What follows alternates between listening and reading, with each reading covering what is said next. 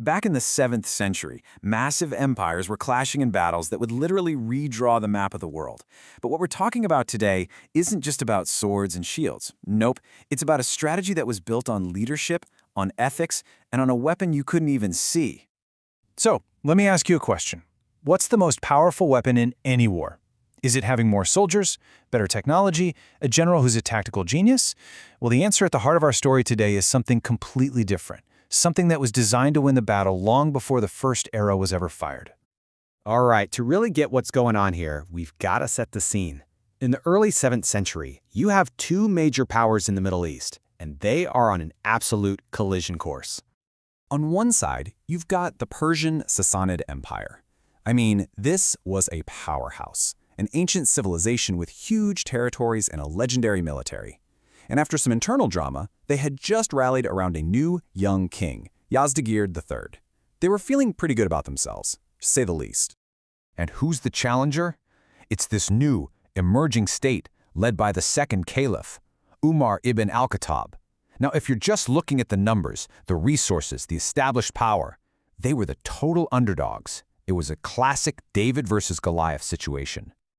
So, for the critical campaign into Persian-held Iraq, Umar picks one of his most trusted companions, a man named Sa'd ibn Abi Waqqas. But here's the thing. The most important piece of equipment Sa'd took with him wasn't an army or a new weapon. It was a set of instructions, a whole philosophy of war that came straight from his leader. And this, right here, brings us to the absolute heart of Umar's strategy.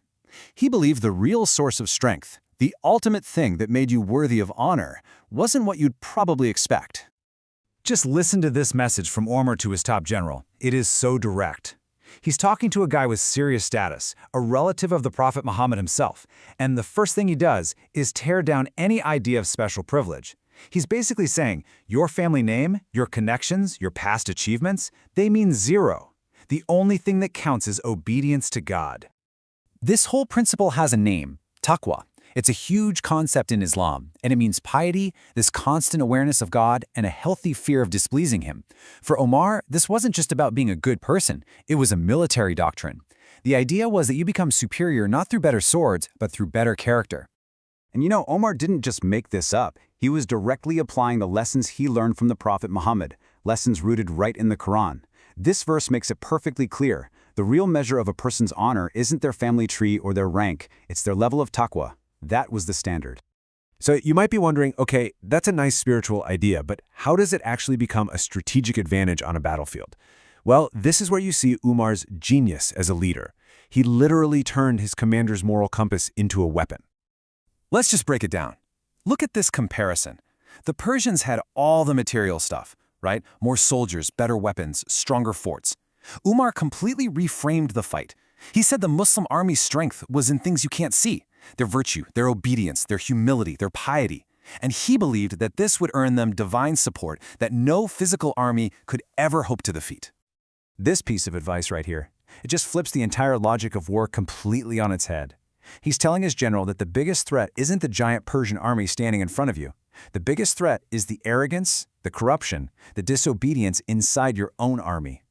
The internal moral battle was way more important than the external physical one. And building on that foundation of taqwa, Omar stressed two other pillars that he learned straight from the Prophet's example. First, you have to stick to the truth no matter what.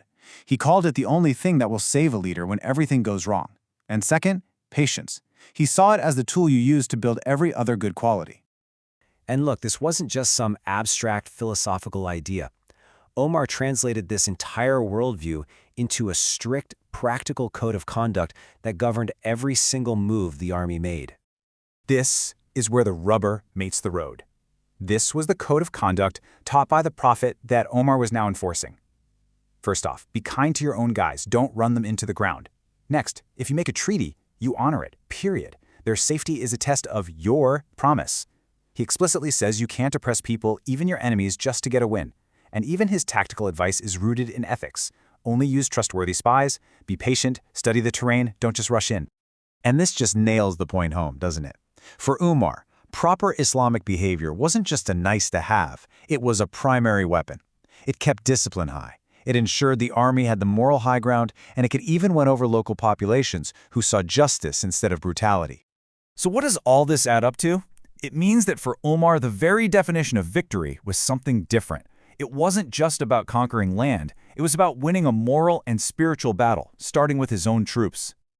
To put it as simply as possible, the real war was the one fought inside each soldier. The whole point was to build an army that was so disciplined, so pious, so just, that they had already won a moral victory before the fighting even started. The physical victory, in Umar's eyes, would just be the natural result. So in the end, after all the strategies and tactics and rules of engagement, it all boiled down to one thing. In Umar's playbook, the single most powerful weapon, greater than any sword or spear you could ever imagine, was the fear of God. Taqwa. That was the unseen weapon he believed would guarantee victory no matter the odds. And that leaves us with a really fascinating question for our own time. In a world of high-tech warfare, can a leader's focus on ethics, on character, on the moral compass of their people still be a decisive strategic advantage? It's something to think about.